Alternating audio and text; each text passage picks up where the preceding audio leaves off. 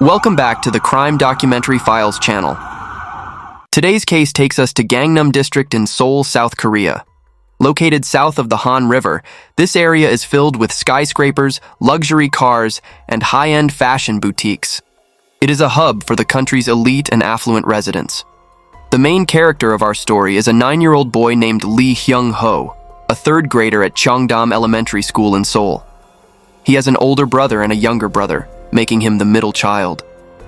After his parents' divorce, his younger brother lived with their biological mother, while Hyung Ho lived with his father, stepmother, and older brother. His father is named Lee Woo-seok, and his stepmother is Choi Yoon-ji. The family of 4 resided in a modern apartment in Cheongdam-dong, Gangnam District, Seoul, an area known as a symbol of wealth. Despite being a stepmother, Choi Yoon-ji was very loving toward both of her husband's children. They were supposed to have a happy and carefree life. However, one winter evening, an incident occurred that completely shattered their lives and became one of the 3 most mysterious cases in South Korea.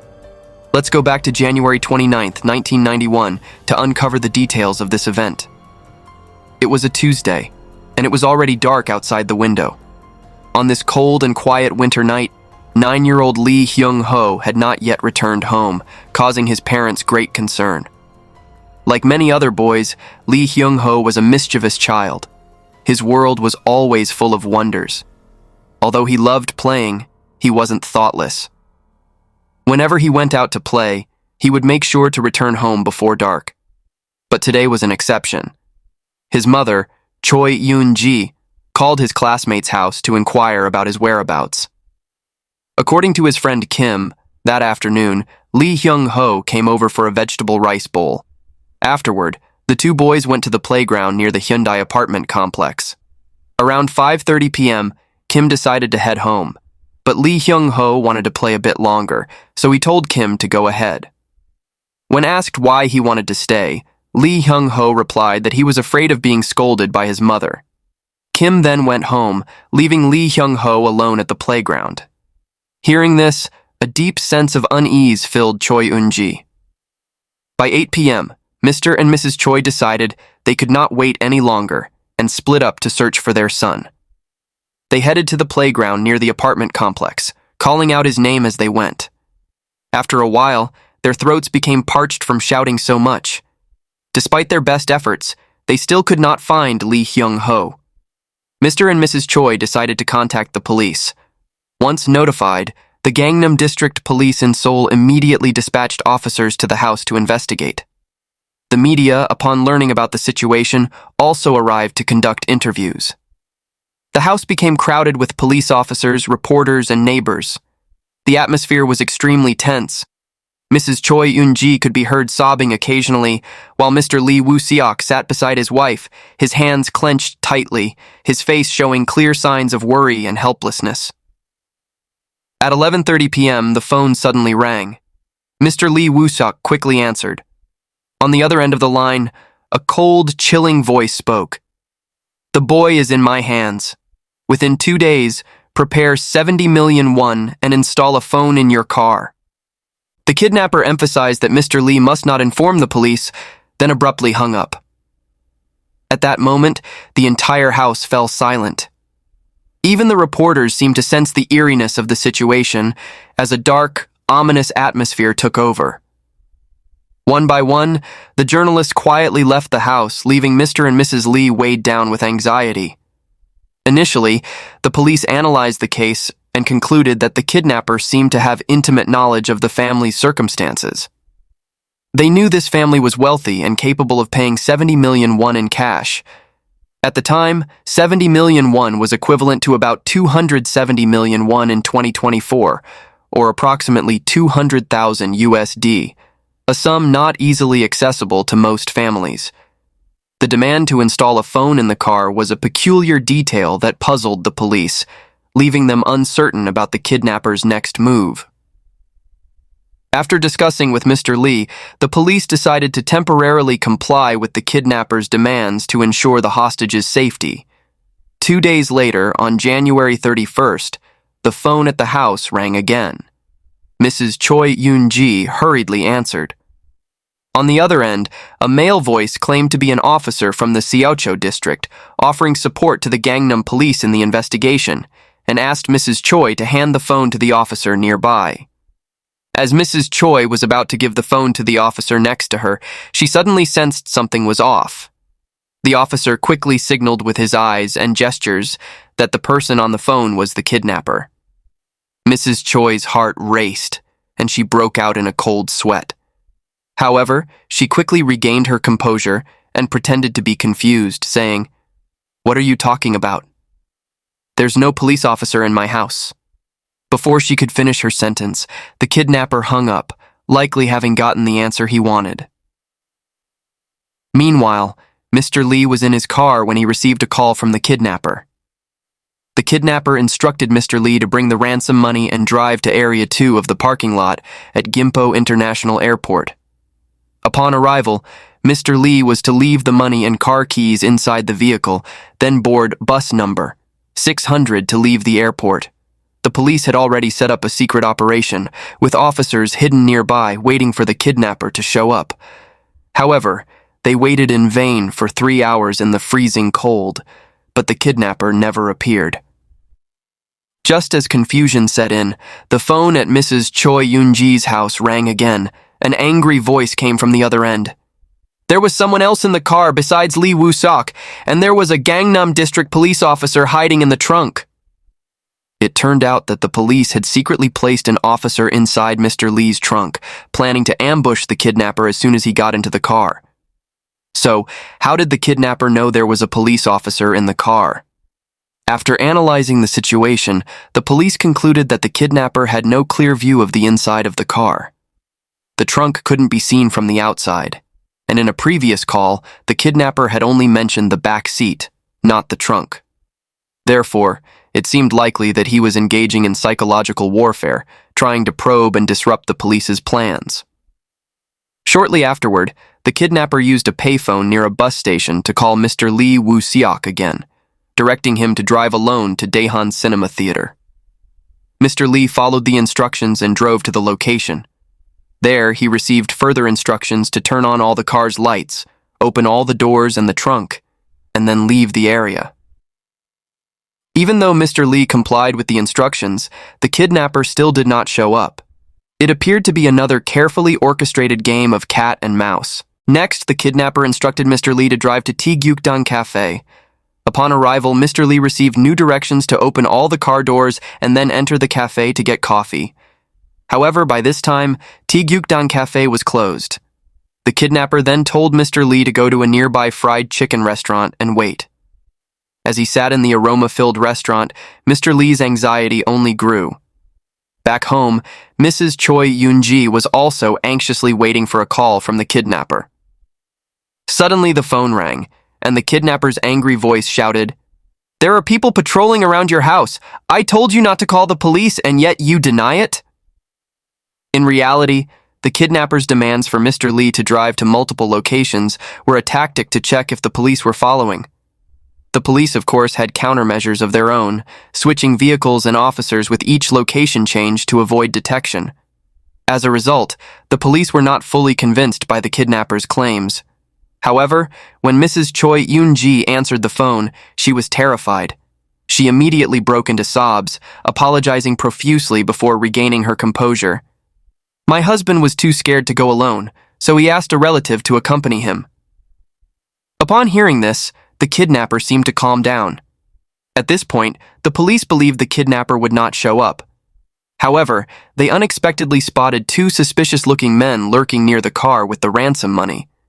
It seemed like they intended to take the bag left on the back seat.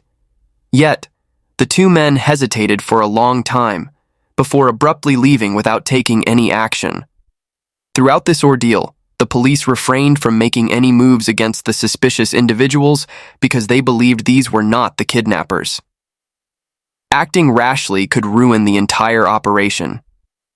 Despite feeling full of anxiety and helplessness, Mr. and Mrs. Lee had no choice but to follow the police's instructions and quietly wait for the next opportunity. That day, the kidnapper made a total of 16 threatening phone calls. Each time the phone rang, it broke their hearts. By early morning, the kidnapper called again, demanding the couple bring 70 million won in cash to a newsstand across from the Sejong Center for the Performing Arts on Sejong-dairo in Jongno-gu District. At 2:20 a.m., Mr. and Mrs. Lee arrived at the designated location with a suitcase filled with counterfeit money. Mrs. Choi Eun-ji noticed a young man, around 20 years old, acting suspiciously near the newsstand, pacing back and forth while glancing occasionally at the spot where the money was placed. As the police were debating whether to arrest him, the young man seemed to realize something was off and suddenly fled. The police once again missed an opportunity to capture the suspect. A week after Lee Hyung Ho's disappearance on February 5th, the kidnapper contacted Mr. Lee again, instructing him to go to a bus stop to retrieve a pre-placed note. While confirming the task, the kidnapper nonchalantly asked Mr. and Mrs. Lee if they had eaten, which struck them as odd. At the bus stop, Mr. Lee found the note inside a trash can. It listed 2 bank accounts with the names of the account holders, one belonging to Kim Jo-sun at a commercial bank and the other to Jun Jong-soo at the Bank of Korea. The kidnapper demanded that Mr. Lee transfer 20 million won to each account. After receiving the instructions, Mr. Lee discussed the situation with the police. They ultimately decided to transfer money only to the commercial bank account and immediately notified the bank to freeze it. However, at that time, South Korea's banking system was still lax, making it easy to falsify information and open accounts. This created significant challenges for the police investigation. As a result, they were unable to trace any leads from the account holders. The note was then sent for forensic examination, but no suspicious fingerprints were found on it. Sometime later, the kidnapper called again, asking Mr. Lee if the money had been transferred. Mr. Lee did not lie. He honestly admitted that he had only transferred money to one account. The kidnapper didn't seem surprised by this answer and did not press further before abruptly hanging up. From that point on, Mr. and Mrs. Lee lived in constant fear and anxiety. A week later, around 8 p.m. on February 13th, the kidnapper suddenly called again. He coldly announced a new location. Before Mr. and Mrs. Lee could react, he provided further instructions to go under the Olympic Bridge. You will find a metal box with a piece of paper weighed down by a stone. After saying this, the kidnapper's tone softened as he coaxed, "Be good, and there will be a gift for the child, a car for the child." This statement seemed to offer a glimmer of hope for Mr. and Mrs. Lee. Feeling that the kidnapper's attitude had softened, Mrs. Choi Eun-ji pleaded with him to let her hear Lee Hyung Ho's voice. She desperately wanted to confirm her son's safety, but the kidnapper refused bluntly. Despite being filled with hope, Mr. Lee followed the instructions and went under an overpass on Olympic Boulevard, where he found a note. The note read, "Leave 50 million won in cash on Yangha Bridge. After leaving, you will learn the boy's whereabouts." The group hurried to Yangha Bridge, found the specified location, placed the suitcase with the cash there, and quickly left. In reality, the suitcase contained only a thin layer of about 100,000 won on top, with the rest filled with newspaper. The police discreetly monitored the area, prepared to arrest the kidnapper as soon as he appeared. This could be the police's last chance. In this tense moment, everyone held their breath and waited. But then, an unexpected mishap occurred. The police mistakenly communicated the wrong location over the radio, causing the entire police force to arrive at the wrong place. At 10 p.m. that night, a black car sped by the Ransom drop-off point like a phantom. In a split second, the car door swung open, and a gloved hand reached out, snatching the suitcase with lightning speed. The vehicle didn't even noticeably slow down during the process. The suddenness of the incident, coupled with the police's blunder, allowed the kidnapper to escape right in front of everyone's eyes. No one managed to catch a glimpse of the license plate. After grabbing the suitcase, the kidnapper called Mr. and Mrs. Lee again. His voice was dripping with mockery. "There's a lot of fake money in here. I guess you really don't want the boy back, do you? But I appreciate that you didn't call the police." His words felt like salt in the wounded hearts of Mr. and Mrs. Lee. Mrs. Choi Eun-ji frantically asked, "Are you with Lee Hyung Ho?" The kidnapper chuckled, sounding both relaxed and faintly tired. 6 days later, on February 19th, a man in his 30s showed up at the Sanggye-dong branch of the commercial bank, attempting to withdraw money from one of the accounts previously provided by the kidnapper. While the bank teller was processing the transaction, they unexpectedly discovered that the account had been frozen, but the system did not display a specific reason. Feeling confused, the teller asked the man if he knew why the account was frozen. Upon hearing this, the man's expression changed. He quickly snatched the bank card back from the teller's hand and fled the bank, disappearing into the crowd. This man was indeed the kidnapper whom the police had been desperately searching for. Unfortunately, the bank had not yet installed surveillance cameras at that time, making the bank teller the only person who had seen the kidnapper's face. According to the witness, the man was about 5 feet 5 inches tall, with small, narrow eyes, thick eyelids, thin and tight lips, and a slightly long chin. Based on this description, the police created a composite sketch of the criminal. The sketch was printed on flyers, with 280,000 copies distributed nationwide.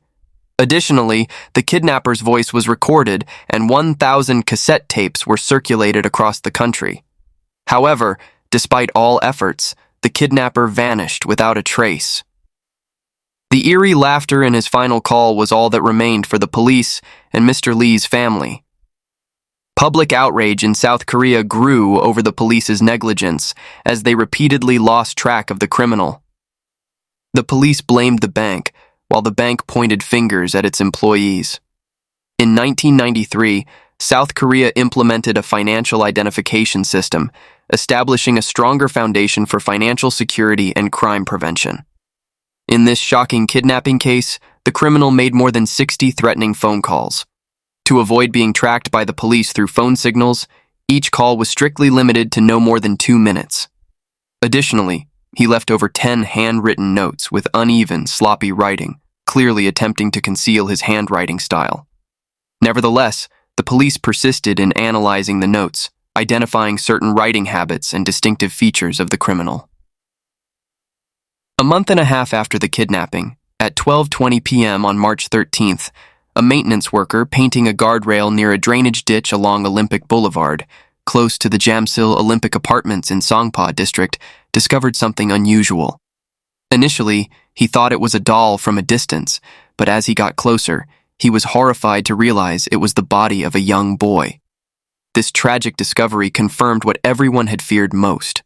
The child was Hyung Ho, the boy who had been missing for so long. When found, Hyung Ho's eyes, nose, and mouth were sealed with plastic tape, and his hands and feet were tightly bound with a scarf. His body was stiff, lying across the drainage ditch in an unusual position. He was still wearing the same clothes from the day he went missing, but his shoes had been replaced with a newer pair of sneakers.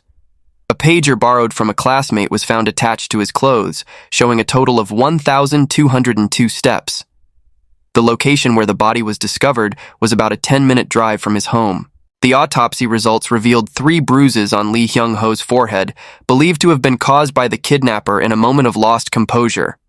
His stomach contained remnants of rice, green onions, and other food he had eaten at a classmate's house on the day he was abducted. The undigested food indicated that he was killed not long after being kidnapped. The cause of death was determined to be suffocation, with the time of death estimated between 2 a.m. and 4 a.m. on January 30th. There were signs on the body indicating that it had been frozen. This detail led to a troubling conclusion. The drainage ditch was not the initial crime scene. It is highly likely that the kidnapper never intended to keep Hyung Ho alive. After killing the boy, he stored the body in a freezer before disposing of it later.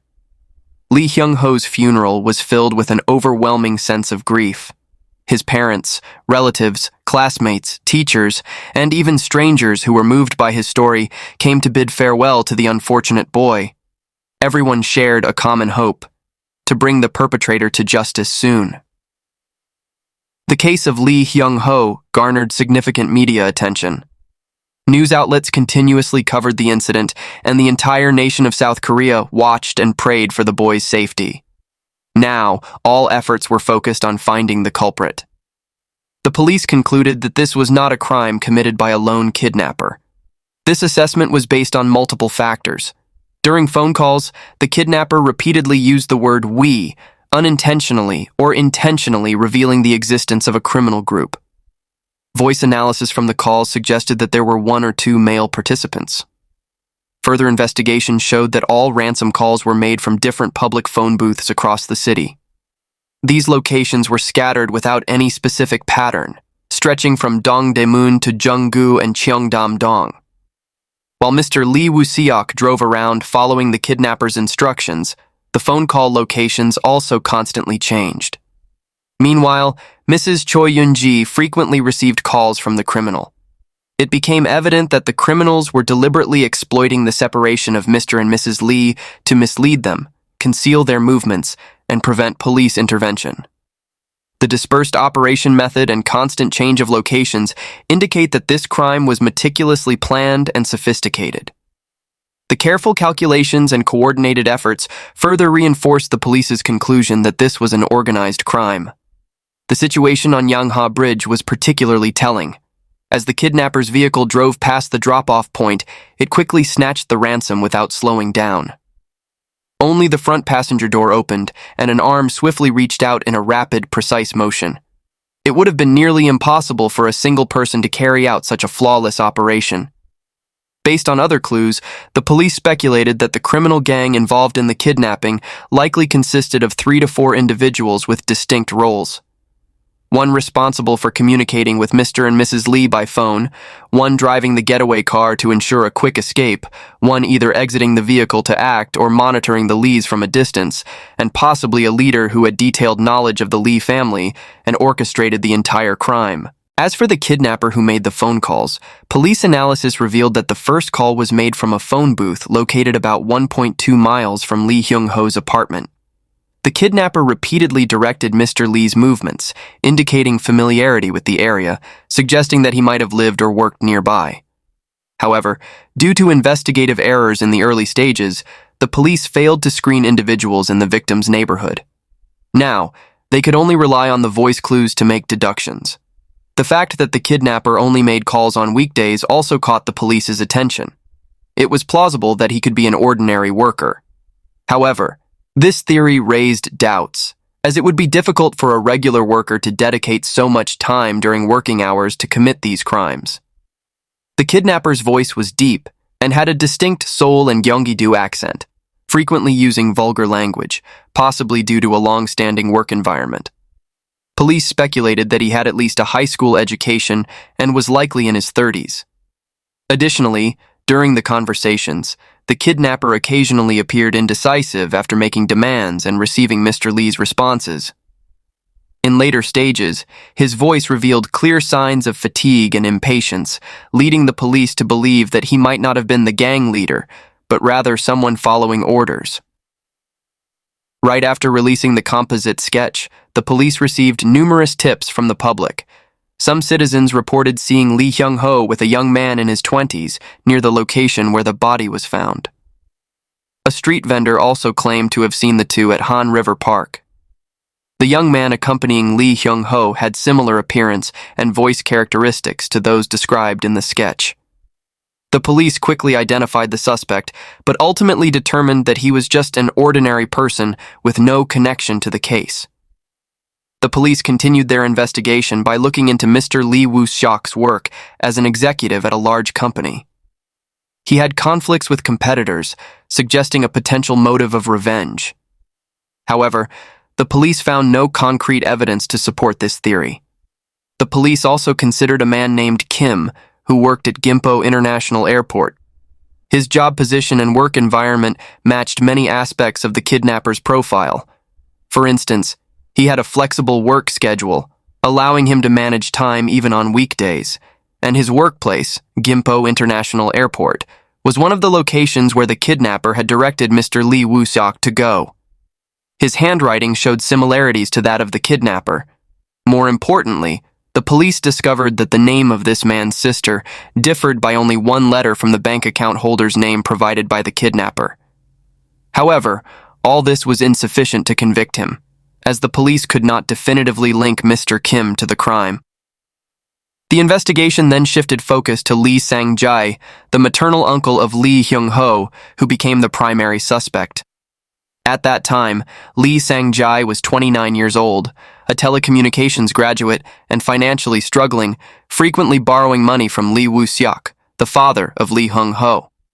Their relationship was known to be strained.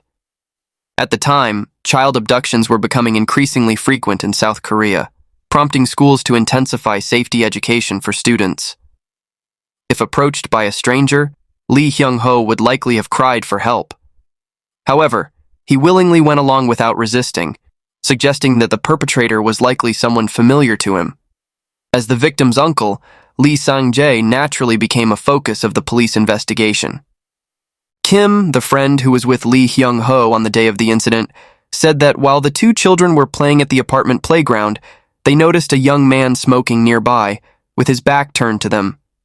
However, they couldn't see his face clearly enough for identification. The reason why Lee Hyung Ho did not want to return home that day was because he feared being scolded by his mother. It was speculated that this fear stemmed from his stepmother, Choi Eun-ji, disapproving of his interactions with his younger half-brother, Lee Sang-ho. In the divorce between Lee Hyung Ho's parents, Lee Sang-jae always sided with his sister. After the divorce, the court ordered Lee Hyung Ho's biological mother to pay Mr. Lee Woo-seok 70 million won in child support. This decision enraged both Lee Sang-jae and his sister. Coincidentally, 70 million won was also the exact amount demanded as ransom by the kidnapper. Moreover, during the investigation, the police discovered that the names of the two bank account holders provided by the kidnapper matched the names of two of Lee Sang-jae's friends. Voice analysis also showed a 92% match between Lee Sang-jae's voice and the kidnapper's voice in the recorded calls. With so many coincidences, the police immediately summoned Lee Sang-jae for questioning. However, he provided an alibi, claiming that he was traveling in Gyeongju City, Gyeongsangbuk-do Province, on the day of Lee Hyung Ho's disappearance. To support his claim, he presented a highway toll receipt from that day. The hotel owner in Gyeongju also confirmed that Lee Sang-jae had stayed there. However, there were people who questioned his alibi, suggesting that he only provided receipts for the day of the disappearance and not for the other days. Nevertheless, the police could not find any direct evidence to charge Lee Sang-jae, and he was eventually removed from the list of suspects. Throughout the investigation of this shocking case, South Korean police mobilized over 10,000 personnel, compiled a list of 400 suspects, conducted more than 700 handwriting analyses, screened 28,000 potential suspects nationwide, and offered a 30 million won reward for useful information. Yet, the perpetrator remained unidentified. In January 2006, 15 years after the case occurred, the statute of limitations under South Korean law expired, and the investigation was officially closed, marking the case as an unsolved mystery. Mr. Lee Woo-seok, Lee Hyung Ho's father, lamented, "Who is the statute of limitations really protecting?" The case also fueled public outrage in South Korea, with many believing that such cases should not have a statute of limitations. A petition signed by 50,000 people was submitted to the Blue House, urging the removal of the statute of limitations for serious crimes like kidnapping and murder. The incompetence of the South Korean police during this investigation angered the public.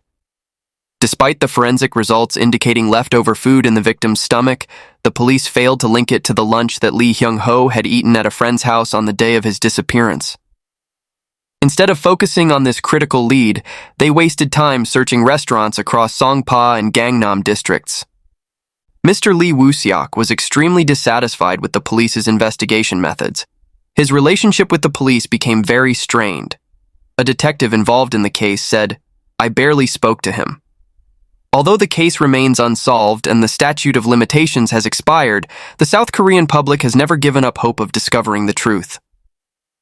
In 2007, the movie Voice of a Murderer, inspired by the case of Lee Hyung Ho, was released.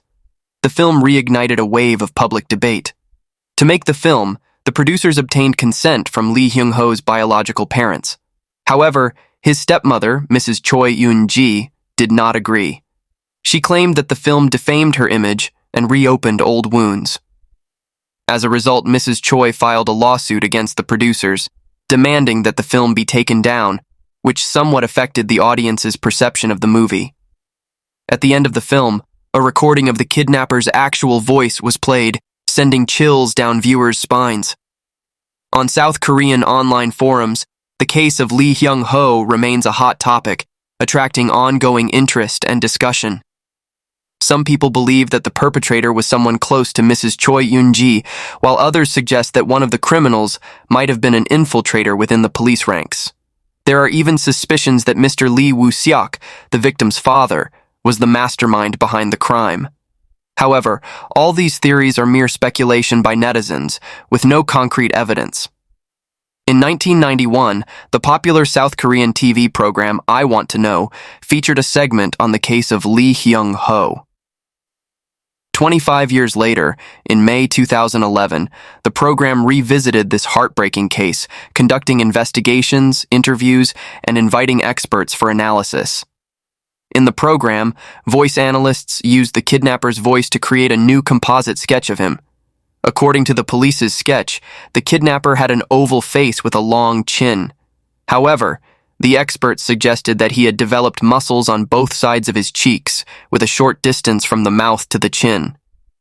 The kidnapper's pronunciation was very precise, similar to that of a news anchor. Based on this, the expert argued that with the facial structure in the police sketch, the kidnapper would not have been able to pronounce words so clearly. Therefore, the expert made slight adjustments to the sketch. Through voice and handwriting analysis, the program concluded that only one man made all the ransom calls. Variations in the voice could have been due to external factors, such as wearing a paper mask while speaking. In 2015, Mr. Lee Woo-seok agreed to an interview with the press. After his son's death, he went through an extremely difficult period, at times turning to alcohol to numb the pain. His career also faced setbacks. Fortunately, his health remained good. In 2006, he founded a construction company named Hyung Woo, a combination of his name and his son's name. Reflecting on his son's personality, Mr. Lee smiled and reminisced. He was such a good boy, always lively. One time, he got into a fight before coming home. When I asked about it, I found out it was because someone was bullying his older brother, so he picked up a handful of coal and threw it at the other boy.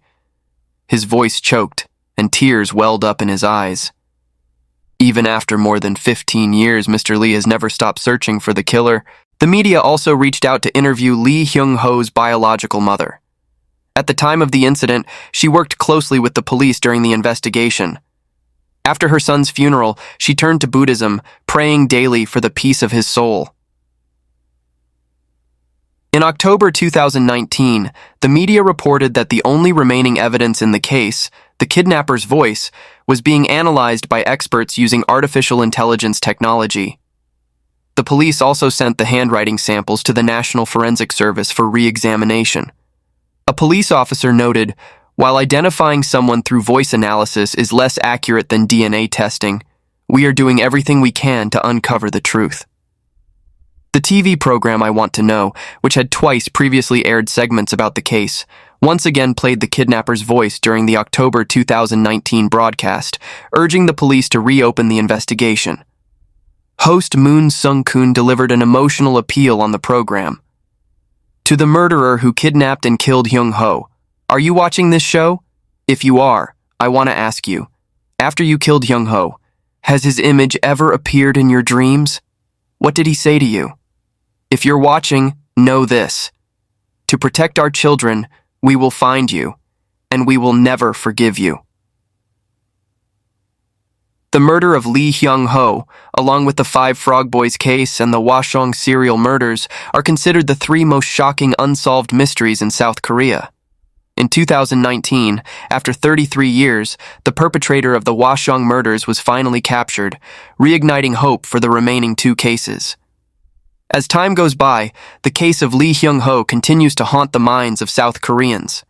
The chilling laughter of the perpetrator, fragmented clues, and bizarre theories all create a veil of mystery that separates the truth from the world.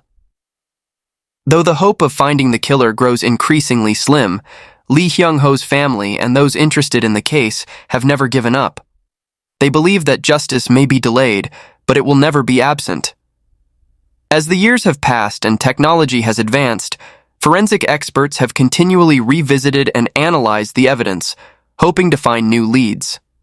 The South Korean police have also established a special task force dedicated to reinvestigating unsolved cases, including the case of Hyung Ho. They have applied the most modern investigative techniques and called upon the public to provide information in the hope of reopening the case. Though it may be too late and the outcome uncertain, the case of Hyung Ho remains a stark reminder of the importance of justice, truth, and compassion in our lives. This brings us to the end of today's video. See you in our next videos. Don't forget to leave us a like and subscribe to our channel. Goodbye, and see you soon.